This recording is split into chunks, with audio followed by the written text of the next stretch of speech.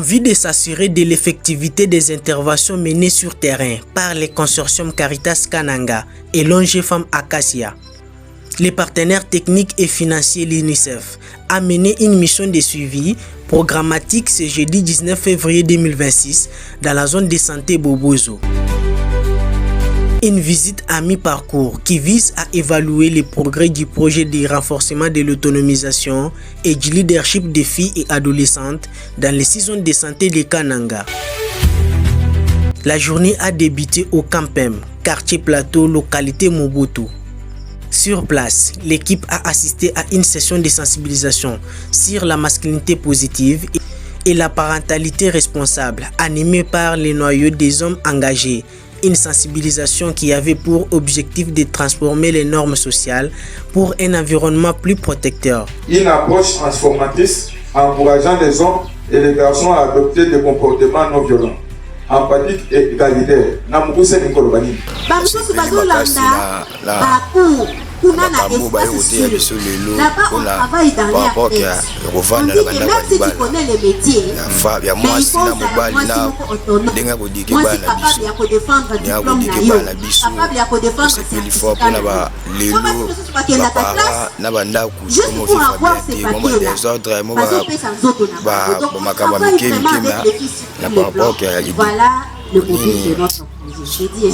Caritas na Femmes Acacia.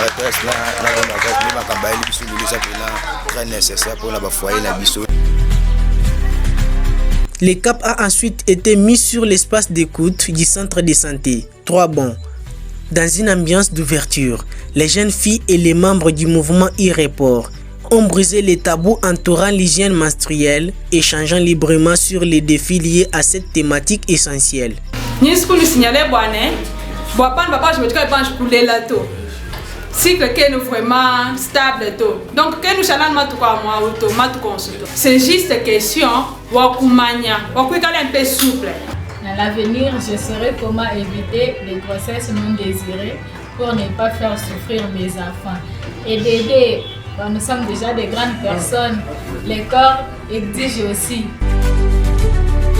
Le volet autonomisation économique a constitué le cœur de cette mission, accompagné du chef de projet Dominique Ilunga, de la coordonnatrice des femmes Acacia, Marlène Ndelela, et de la superviseure de la Caritas, Lina Ngalula. Les représentants de l'UNICEF a visité plusieurs centres de formation notamment l'atelier Manite situé au Campem où il y a eu échange avec 3 apprenantes en savonnerie sur l'acquisition de leurs compétences techniques.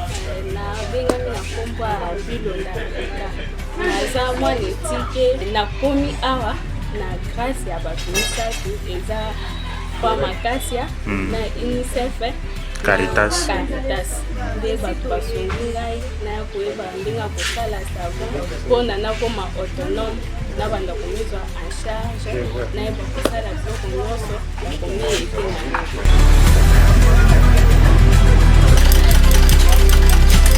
Au centre de formation Grabin Compagnie, situé à la Ribis Bikoukou, un constat de progrès significatif a été signalé pour 11 bénéficiaires intégrés dans cette structure de couture.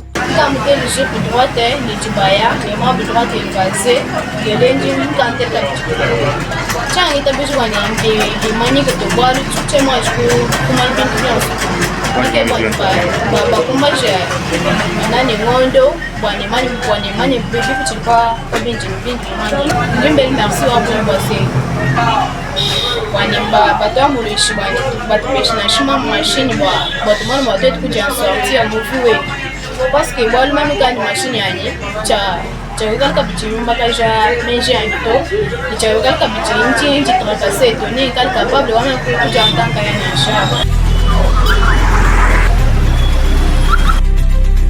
Au centre de formation Elamenge, situé au rond-point Cacherté, l'équipe a fait le suivi de 3 jeunes filles évoluant avec brouillon en coupe et couture. La tournée s'est clôturée par une immersion auprès des futures savonnières affectées au centre de formation de l'ONG Java. Après 2 mois d'exécution, les premiers indicateurs sont ouverts. Dominique Ilunga, chef de projet, s'est félicité de la synergie entre les partenaires et de la détermination des bénéficiaires. En tant que chef de projet, l'évaluation que nous faisons, c'est-à-dire qu'au jour actuel, nous avons remarqué que les filles déjà ont une maîtrise. Nous aimerons que nos enfants étudient pour que, à l'avenir, que ces enfants soient autonomes. Et nous demandons aussi aux parents de nous accompagner par rapport à ces projets. Et nos plateformes que nous avons mises en place, et que ce soit les YouReporters qui nous accompagnent, que ce soit la Divas qui nous accompagne, que ce soit Famaquas avec qui nous sommes en train d'implémenter les projets en consortium, et que tous que nous soyons soudés, unis, pour que les projets s'y avancent et qu'ils réussissent pour le soutien de notre province et pourquoi pas d'autres provinces et d'autres territoires. Dans la zone de santé Bobozo, l'avenir des filles de Kananga se dessine aujourd'hui entre résilience et savoir-faire.